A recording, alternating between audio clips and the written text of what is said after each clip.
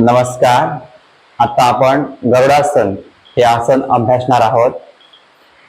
सुरुवातीला उजवा पाय घ्यायचा, तो डाव्या पायाच्या मागे न्यायचा आणि मागून पाऊल पुढे काढायचं. त्यानंतर आपला उजवा पाय वर आहे म्हणून उजवा हात वर घ्यायचा आणि अशी स्थिती करायची.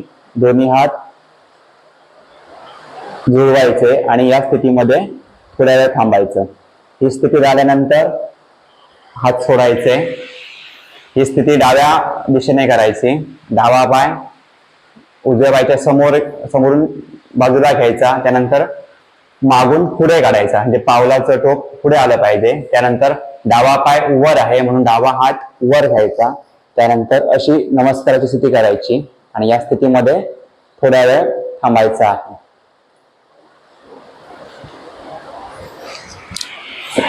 धन्यवाद.